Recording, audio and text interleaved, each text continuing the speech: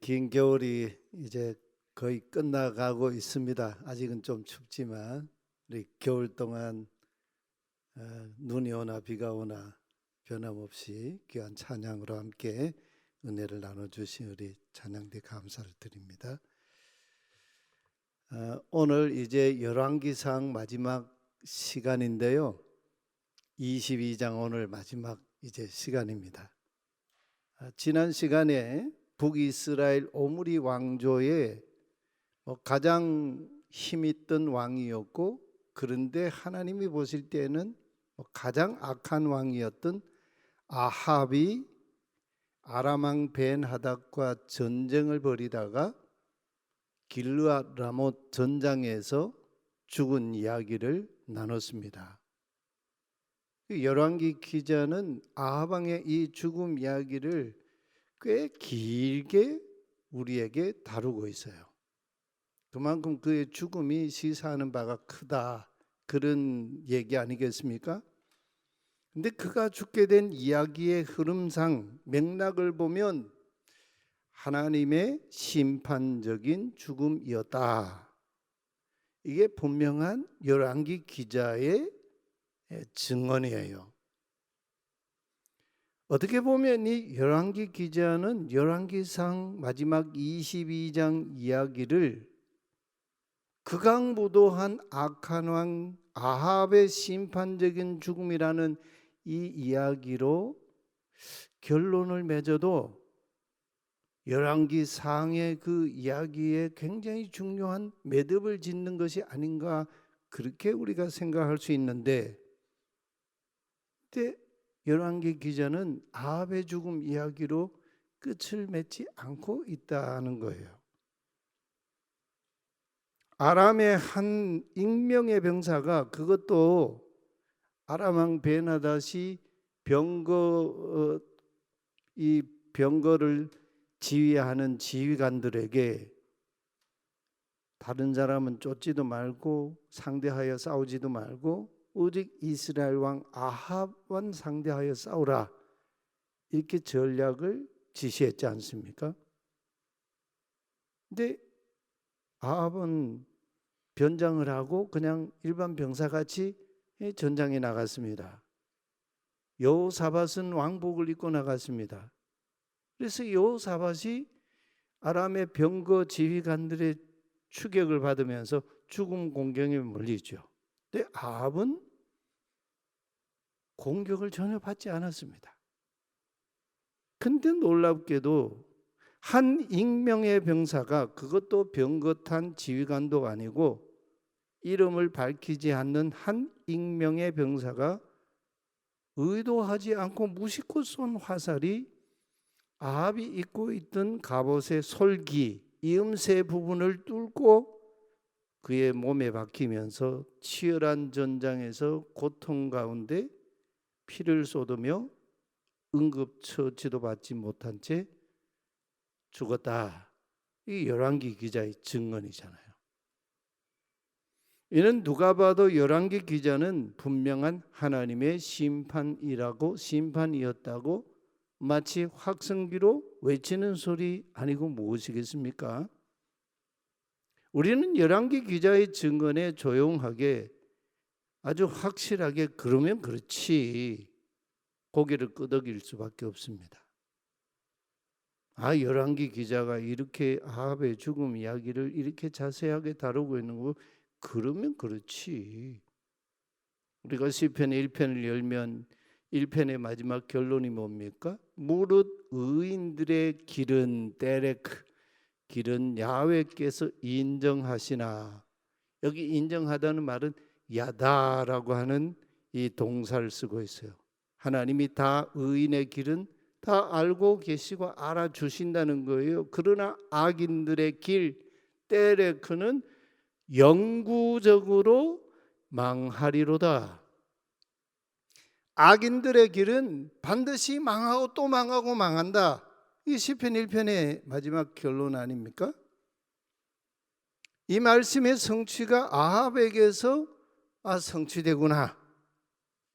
시편을 읽는 사람이라면 누구나 이 아합의 죽음을 보고 그렇게 생각할 수밖에 없지요. 근데 열왕기 기자는 왜 아합에 대한 이 죽음 사건에 하나님의 심판 이야기로 열왕기상을 여기서 그냥 아주 단호하게 끝을 내고 열왕기 하로 넘어가면 좋겠는데, 굳이 이 대목, 이 지점에서 한 왕의 이름을 다시 호출하여 불러내고 있습니다. 그 왕의 이름이 누구입니까? 유다의 제4대 왕 여호사밧입니다. 야훼 샤파트, 야훼께서 심판하신다, 그런 이름의 뜻이에요. 여호사밧이에요. 열왕기 기자는 왜 다시 여호사밧을 불러내고 있을까요? 오늘 읽은 22장 41절에 이스라엘의 아합 왕 제4년에 아합이 죽었어요. 아합이 이스라엘을 20년 넘게 통치를 했지 않습니까? 근데 아합 왕 제4년의 이야기를, 역사의 아주 과거 한참 지난 이야기를 끄집어내면서 제4년에 아사의 아들 여호사밧이 유다의 왕이 되니라. 이 뚱딴지 같은 얘기를 여기서 쓰고 있어요. 굳이 이 대목에서 열왕기상을 끝내는 마당에서 여호사밧 이야기를 여기에 다시 끄집어내고 있어요. 이건 단순한 어떤 역사 연대기적 기록이 아니죠. 열왕기 기자의 신학이 담긴 이야기를 하고 있다, 그런 얘기죠. 아니, 우리가 지난 시간에 보았지만 이미 여호사밧은 죽은 아합 왕과 함께 군사 동맹을 맺고 아람과의 전쟁에 참전했던 그 사건까지 우리가 다 읽지 않았습니까? 근데 한참 십수년 전의 이야기를 다시 얘기하면서 여호사밧 이야기를 끄집어 드리고 있어요. 역사 무대로 이 여호사밧이라는 인물을 다시 끄집어내고 있어요. 그러면서 열왕기 기자가 뭐라고 평가하고 있습니까? 여호사밧을 평가하면서 여호사밧이 그의 아버지 아사의 모든 길로 행하여, 아사 왕은 유다의 그 왕들 3대 왕인데 아주 선한 왕이었죠. 다윗의 길로 행하며 아주 선한 왕이었습니다. 아사의 아버지 아사의 모든 길로 행하여, 여기 행한다고 하는 말은 걷고 있었다. 그런데 야훼께서 보시기에, 여기 보신다는 말은 빼에네, 야훼가 보시는 눈에 정직히 행하였다. 무슨 얘기예요? 죽은 북이스라엘의 아합 왕과는 유다의 왕 여호사밧은 결이 다른 왕이었다, 그런 이야기를 굳이 아합의 죽음이라고 하는 이 사건에 대해서 역사의 대비적인 인물로 등장을 시키고 있다는 거예요. 그러면서 이 여호사밧은 야훼를 섬겼다, 토라의 길을 걸었다, 이렇게 말합니다. 시편 119편 1절, 제가 좋아하는 말씀인데 그 첫 단어가 119편이 176절까지 있잖아요. 성경에서 제일 긴 장 첫 단어가 아쉐레, 와 복이 있도다. 복이 있다는 말로 시작하죠. 119편 시가요. 이 119편 시는 아주 영적 거장이에요. 두 번째 단어가 뭡니까? 테미메, 이 말은 흠결이 없다, 그런 말이에요. 뭐가 흠결이 없다? 그 다음에 세 번째 나오는 단어가 데레크, 길이 흠결이 없다. 여러분, 우린 오늘 수요 기도에 나오시면서 다 무슨 길로 왔습니까? 우리 날마다 길 가는 사람 아니에요. 길이 흠결이 없다. 그 흠결 없는 길, 하홀레킴, 자기가 걸어가는 일상의 길이, 그런 말이죠. 근데 그 흠결 없는 일상의 길이 뭐라고요? 베토라트, 야훼의 토라 안에서, 예후와 야훼의 토라 안에서 걸어가는 그 길이 흠결 없는 길인데 그 사람은 복 있는 사람이다. 여호사밧을 그런 인물로 지금 아합과 대비를 시키고 있어요. 근데 죽은 아합과는 달리 우상 바알에게 여호사밧은 무릎 꿇지 않았습니다. 열왕기 기자는 여호사밧을 존중을 하고 있어요. 근데 이 짧은 이 구절 속에서요, 여호사밧을 이렇게 존중하면서도 기류가 갑자기 일방적으로 흐르지 않고 갑자기 기류가 바뀌어요. 그러나 오직 산당은 제거하지 아니하였더라. 이게 성경이에요. 하나님의 말씀은요 아주 정확해요. 여호사밧이 굉장히 선한 왕이고 야훼를 섬기고 야훼 토라를 따르고 그런 왕이었지만 그러나 오직 산당은 제거하지 아니하였더라. 꼬리표를 다 붙여놔요. 그래서 제거하지 않았던 이 산당이라는 말은 높은 지역이나 그런 이 지형, 그런 이 지형에 지방, 예루살렘이 아닌 지방의 곳곳 높은 지역에 하나님을 예배하기 위해 그 택하여 놓은 그런 어떤 이 장소이죠. 근데 이미 이 시대는 산당 시대가 아니지 않습니까? 솔로몬 시대에 예루살em 성전, 야훼께서 자기 이름을 두시려고 구별하신 그 도시, 그 장소, 그곳에 함맞고 그 자리에 하나님의 이름을 두시는 예루살렘 성전이 있는 성전 시대이지 않습니까? 근데 여호사밧이 그 시대에 성전 중심의 신명기적인 신앙의 길을 온전히 걷지 아니하고 백성들이 지방 곳곳에서 산당에서 거기서 분향하고 제사하는 걸 막지 않고 그냥 그대로 허용해 줬다는 거예요. 그러다 보니 백성들이 여전히 산당에서 제사하고 여전히 산당에서 분향하였더라. 이 불편한 사실을 열왕기 기자가 열왕기상 마지막 이 끝을 내고 있는 이 마당에 이 사실을 우리에게 증언하고 있어요. 여기서 여호사밧에 대한 분위기가 바뀌고 있지요. 여러분 무슨 얘기일까요? 생각해 보십시오. 여호사밧의 문제는 불신앙이나 바알 숭배가 아니었습니다. 배교하는 문제도 아니었습니다. 문제가 무엇이냐? 미완성이 여호사밧의 문제였어요. 여호사밧은 개혁적인 왕이었지 않습니까?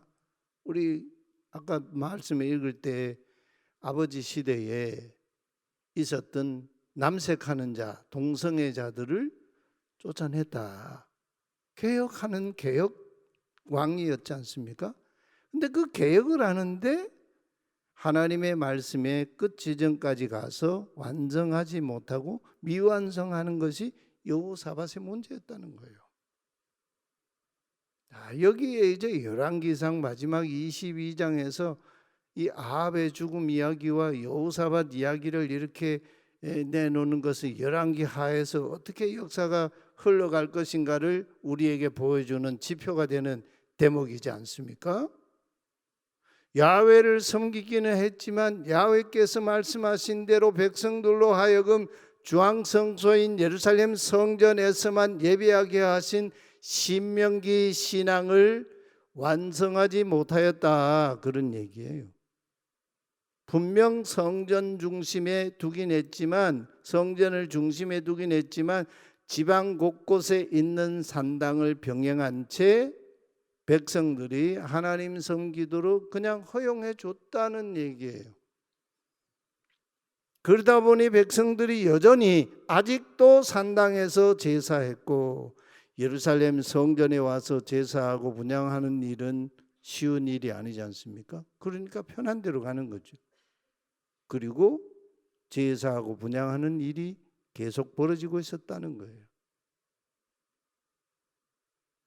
뭐 왕들의 얘기니까 그런 차원에서 말씀을 드리자면, 왕은 바뀌었지만 신앙의 습관이나 관행은 바꾸지 않고 그대로 계속 지속이 됐다는 거예요.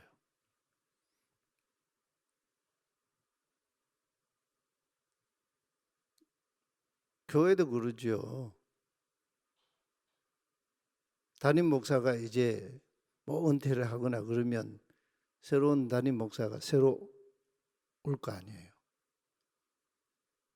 목사는 바뀌었는데 교인들은 여전히 바뀌지 않고 뭐 옛날 신앙생활 하던 그대로 그냥 그 습관 그대로 그 관행 그대로 계속 뭐 하였더라. 이런 역사가 이제, 여러분은 바뀌었습니까?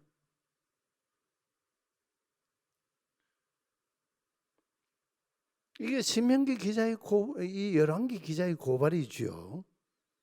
여러분, 여기서 말하는 이 산당, 많은 산당은요, 우상 숭배하는 곳을 말하지 않습니다. 산당은 소위 편리한 신앙, 내가 하고 싶은 대로 제사하고 분향하는 뭐 예배자 중심이 어떤 주도권을 진 그런 이 장소예요. 오늘날도 코로나 이후에 뭐 코로나 사태가 가져온 게 이제 영상 시대를 그냥 미래의 시대를 그냥 앞으로 그냥 현실로 가져와 버렸잖아요. 그 영상 예배 이제 코로나 이전에 우리 영상 예배 그렇게 안 했어요. 우리 교회도 코로나 사태가 터졌을 때 한 6개월 동안 모이는 예배를 하지 않았지 않습니까? 영상으로 아무도 없는 이 예배당에서 제가 설교하고 그랬습니다.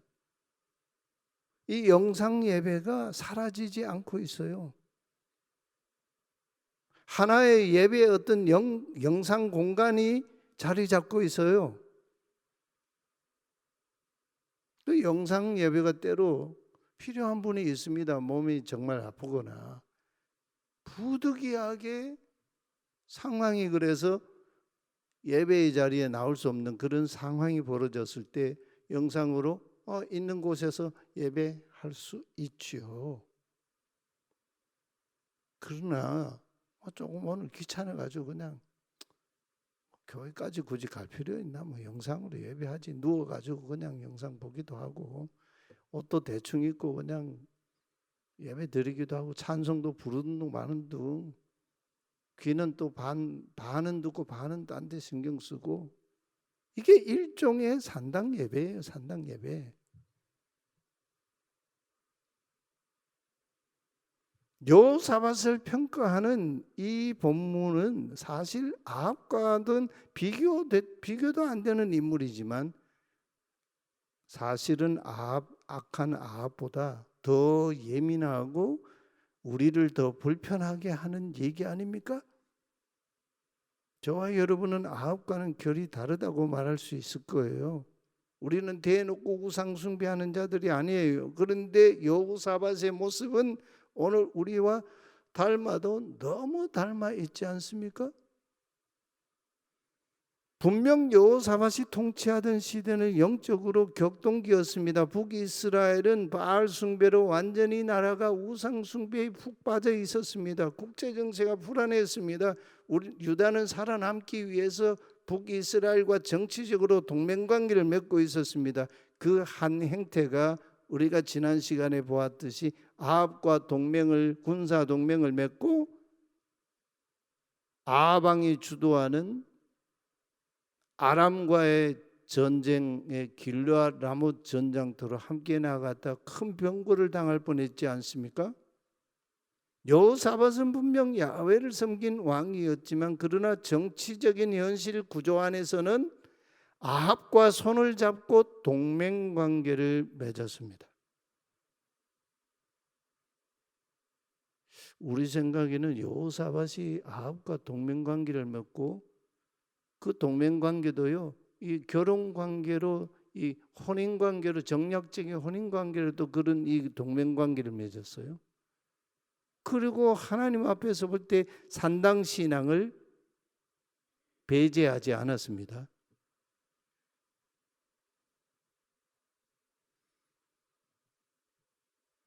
저 이 말씀을 묵상하면서 이 영상 이 예배 문제를 어떻게 해야 되나 고민을 하기 시작했어요. 이게 악용이 될 수가 있거든요.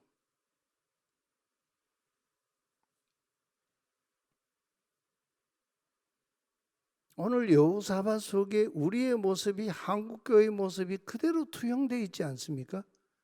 여호사밧은 나를 보는 거울이에요 지금.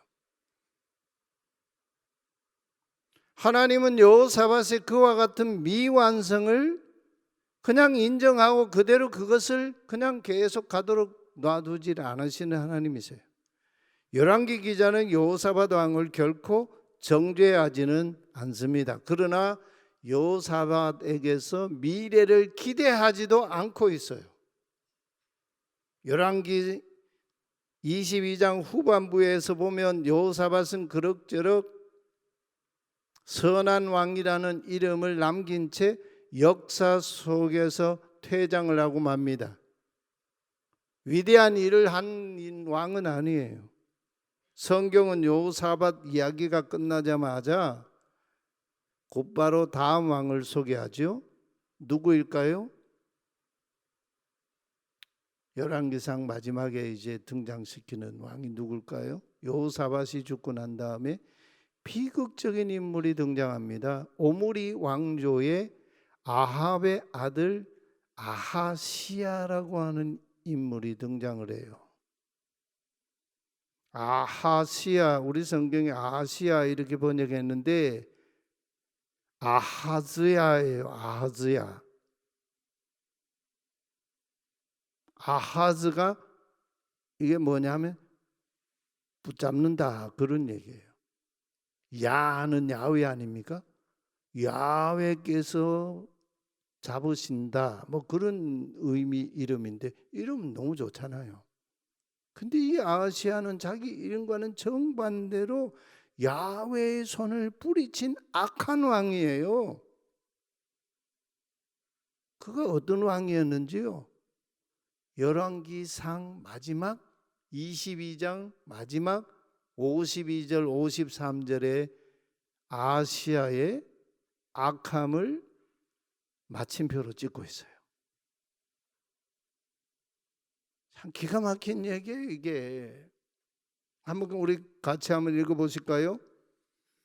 그가 야훼 앞에서 악을 행하여 그의 아버지 아합의 길과 그리고 그의 어머니 이세벨의 길과 이스라엘에게 범죄하게 한 느밧의 아들 여로보암 1세의 길로 지속적으로 걸으며 바알을 섬겨 그에게 예배하여 이스라엘의 하나님 야훼를 지속적으로 노하시게 하기를 그의 아버지 아합의 온갖 행위같이 하였더라.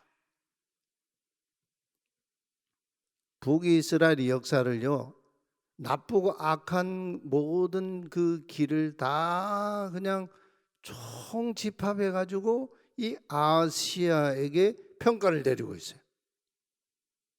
이 아시아는 2년밖에 통치를 못해요. 그리고 2년 통치했다는 얘기는 정상적으로 통치하다가 죽었다는 얘기가 아니죠. 여러분 이 52절 53절 말씀이 열왕기상의 마지막 말씀이에요. 비극이에요.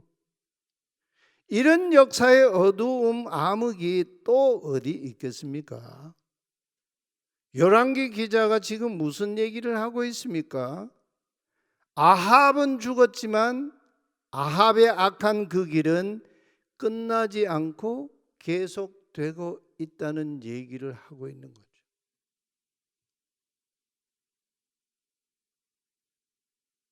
우리가 역사 현장에서 살아봐서 알지만 뭐 정치인들을 봐도 그러고 이 대통령은 안 되겠다.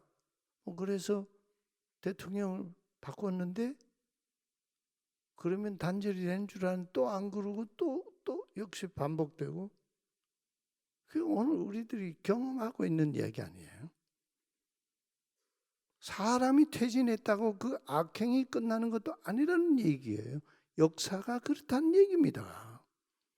그 악을 계속 이어받는 뒤 있는 자들이 있다는 걸 역사의 어두운 면을 우리에게 보여주고 있는 거예요. 성경이 아주 이 거울입니다. 거울. 여기서 열왕기 기자는 자기 스스로는 선한 왕이었지만 그러나 역사적으로 볼 때 여호사밧이라고 하는 왕은 미완성의 개혁자였다는 걸 아주 적나라하게 보여주고 있어요. 아마 여호사밧의 길을 많은 사람들이 지금 걷고 있는 것이 아닌가 하는 거죠.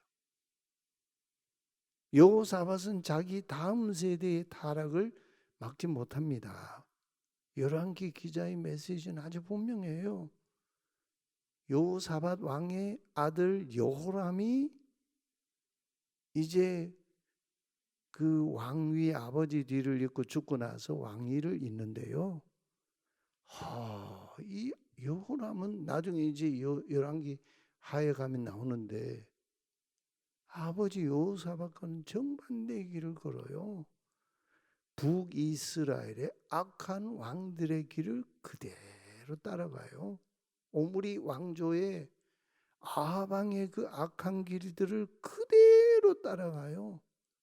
그래가지고 이 여호람이요, 유다 왕 여호람이 북이스라엘의 아합의 딸 이세벨의 딸과 결혼을 해요. 아달랴라고 하는 이 여인과요. 이세벨의 딸이 어떤 딸이겠어요, 여러분?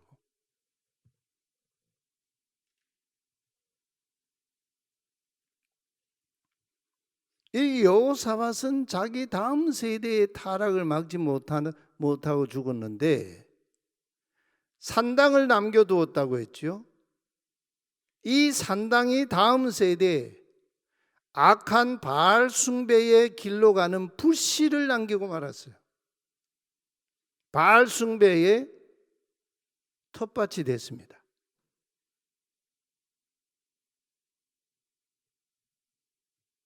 그래서 하나님은 이스라엘 백성들이 사무엘에게 우리에게도 왕을 주소서 막 이렇게 왕을 달라고 막 때를 쓸 때에 하나님이 사무엘을 버린 게 아니고 나 야훼를 버린 거다. 그 사사 시대의 그 마지막 이 하나님의 말씀이 뭡니까? 그때 이스라엘에 왕이 없으므로 그 얘기는 야훼 하나님을 왕으로 삼지 아니함으로 그런 뜻이죠. 백성들이 자기 소견에 오른 대로, 여기 소견이라면 자기 눈에 보이는 대로, 자기 눈에 보이는 대로 행하였더라.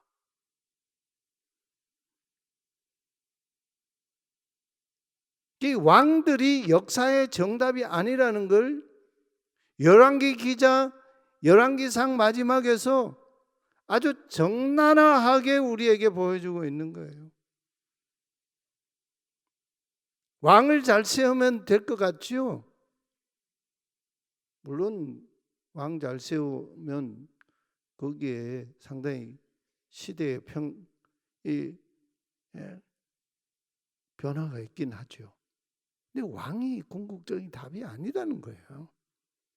여호사밧 왕조차도 최종적인 역사의 답이 될 수 없다는 걸 열왕기 기자가 왕들의 역사를 얘기하면서 마지막으로 지금 우리에게 말씀하고 있는 거죠. 그래서 하나님은 이 왕이 죽고 나면 또 다른 왕을 세우고 또 다른 왕을 세우는 이런 방식의 하나님의 역사에 이 소망을, 기대를 하나님 거기 두지 않았습니다. 여러분, 바벨론 포로지에서 돌아온 유다 백성들이 왕을 세웠습니까? 다윗 왕조의 왕을 세웠습니까? 못 세웠습니다.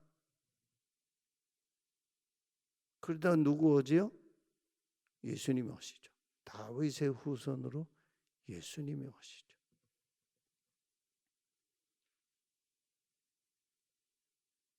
반복 제사를 요구하는 산당 제사도 답이 아니었어요.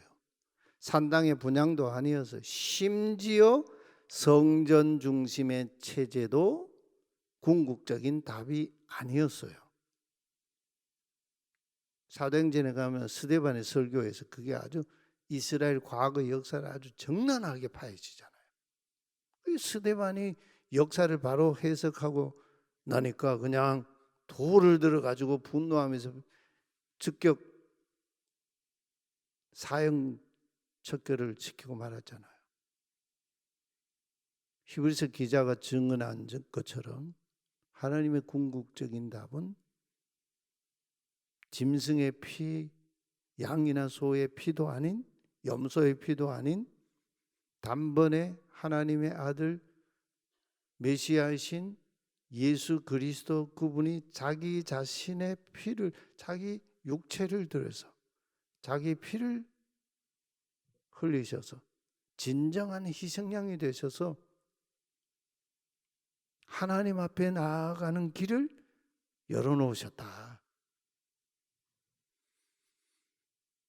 그래서 우리가 요 2주 전인가요?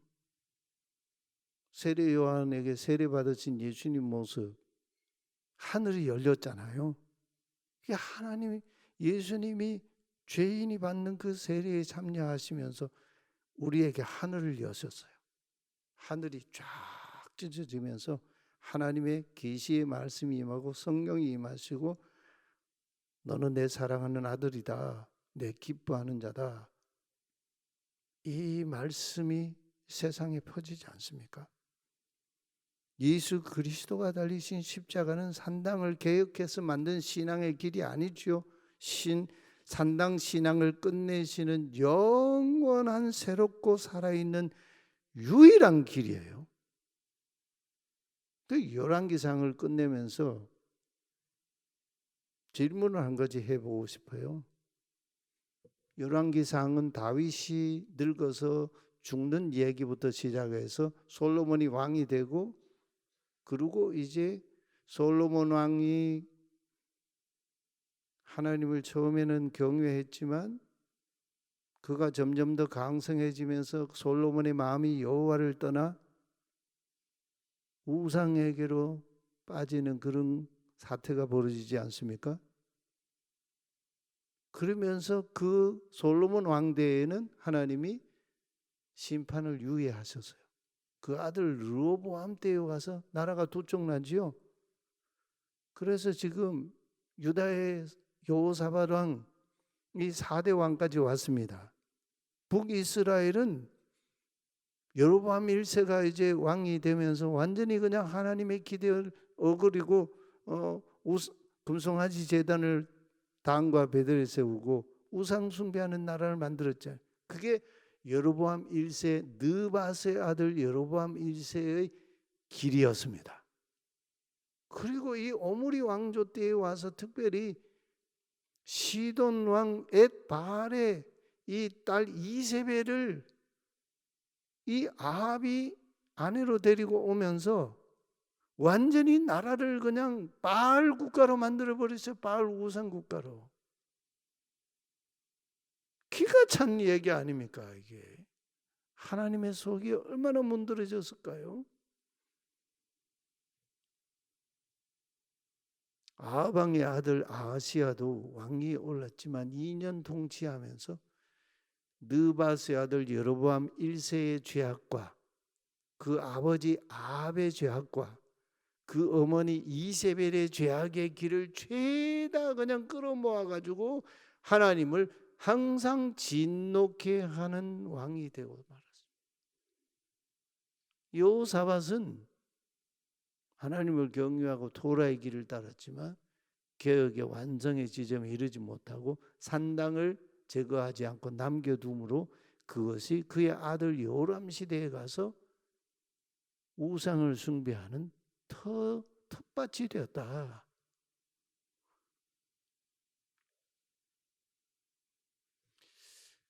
오늘 우리 자녀들 다 두신 이제 부모님이기시도 하고 그런데 참 이게 쉬운 일은 아닙니다. 우리가요 산당 신앙을 떠나서 십자가 신앙으로 가야 되는데 예수 그리스도의 십자가 길로 함께 가야 되는데 저와 여러분이 유지하고 붙잡고 있는 산당 신앙이 있지 않겠습니까? 여호사밧이 붙잡고자 했던 신명기 신앙의 맥 그걸 온전히 붙잡지 못한 것 지금 열왕기 기자는 여호사밧이 온전히 붙잡지는 못했지만 이게 신명기 신앙의 맥이라는 걸 마지막 이 결론을 우리에게 제시하면서 열왕기 상을 끝내고 있습니다. 산당을 남기는 신앙을 버리고 십자가 신앙으로 근원으로 다시 들어가지 않으면 안 된다는 거죠. 우리 부모 세대가 적당하게 산당을 부수지 못하고 남겨놓으면 다음 세대는 분명히 여호사밧의 아들 요람이 바알 숭배자가 되고 온 나라를 바알 숭배하는 우상 국가로 만들었듯이 말이죠. 그럴 위험이 우리 안에 도사리고 있다는 거죠. 우리는 하나님을 예배하면서도 삶의 기준은 역시 세상의 성공이고 세상의 어떤 기준에서 성장이고 기도는 하지만 여전히 우리 삶의 결정 방식은 세상의 논리이고 시장의 논리이고 광장의 가치이고 이걸 버리지 못하면 우리를 통해서 우리 다음 세대는 어떻게 갈까? 오늘 열왕기 기자가 우리에게 남겨놓은 메시지입니다. 십자가의 길을 걸으신 예수님을 따르는 예수 제자의 삶을 우리가 다시 결단해야 하지 않겠습니까? 열왕기상의 이 마지막 여호사밧을 통해서 우리에게 주신 하나님의 말씀입니다.